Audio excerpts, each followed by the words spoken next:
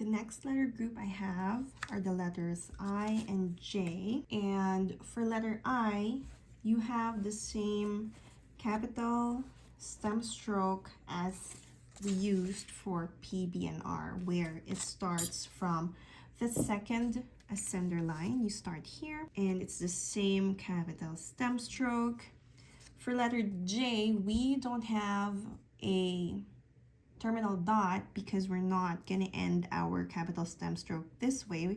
We're going to end it with a lower loop, similar to how you would do your small letter J, your minuscule J. This is still a capital stem, though the curvature is more subtle than how we do it here in letter I. It is still a capital stem stroke. The new thing here for I and J is our oval. Instead of the oval coming from the left, it's being divided by our capital stem. And similarly, how obliquely we made our ovals in P, B, and R, you want to maintain that same obliqueness for your I and J. So you see, if I bisect this oval in half, it's not actually being bisected by the capital stem stroke. It's sitting as obliquely as you made your P, B, and R, and T and F. For sure, you can make an I wherein it's clearly being bisected in half and it's not as slanting as this oval here. It is your choice. You can find this choice more common in copperplate, in English roundhand, but for American roundhand, if you look at old exemplars, you'll see they like to make these ovals more oblique. It adds more movement to your letters, more interest to your letters. Okay, so the top part of I and J are the same. And for the exit stroke, or the last two hairlines here of our J, it's also nice to have that equidistance between them. But of course, this last stroke will change its form if, for example, the next letter is a Y. It's not going to be a right curve anymore. It's going to be a compound curve to accommodate that Y. So it's not necessarily a hard and fast rule, but as it is on its own, a letter J, it's nice to see some parallel curves here echoed between these two strokes. For the width of your lower loop here, you wouldn't want it too big that it's not gonna be aligned to the width of the oval at the top here, like how wide this is. You don't want to make it jut out any more than that, but you also don't want to make it too thin that it's noticeably thinner than this. So I like to keep them right around the same size. By size, I mean width, horizontally. Okay, let's write I and J with ink. For the letter I, you want to start with a hairline. See, I did it again. I said I was gonna avoid the slant line, but I did write on it again. Anyway, I'll try that on the next one. So I'm gonna create an oval that's slightly oblique.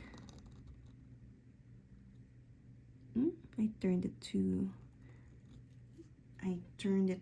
fast, so let me try again.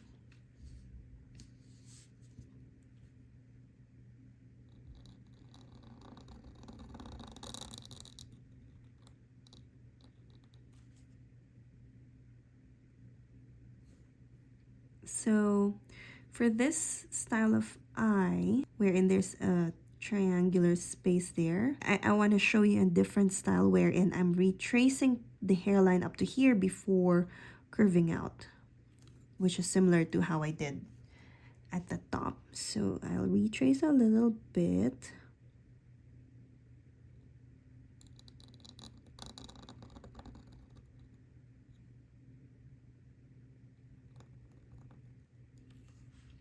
You can decide which style you like. I think I curved too much there. I didn't mean for there to be a curve, but it's definitely a style you can choose.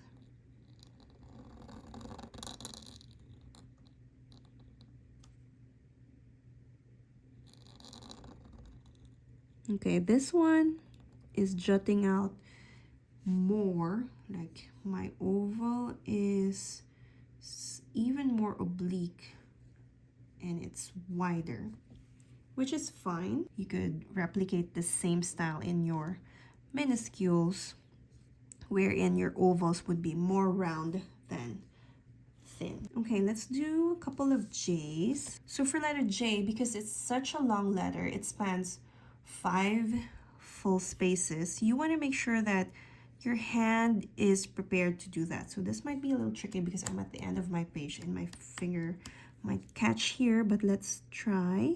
So what I like to do is I like to air trace first before attempting it. Ooh, now I lost count. Where am I?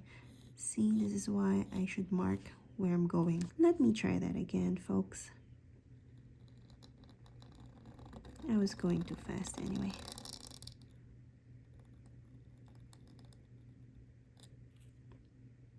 So make the same choice for your eye, from your eye for your J. Make your oval oblique, and I want to keep that same width here. And when I'm exiting, I'm going to try to exit as gracefully as I can and add an accent shade here to draw your eyes to the bottom. I was aiming for a compound curve here, but I think I exaggerated too much over here. But I do like how I made these two harmonize or echo each other.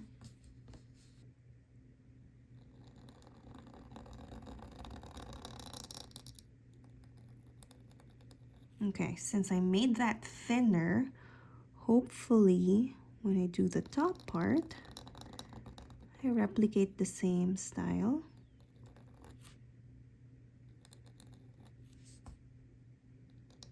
So this one's a thinner style of your J.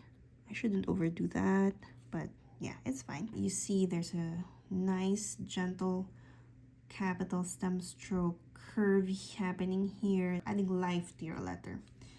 All right, there is our third group, I and J.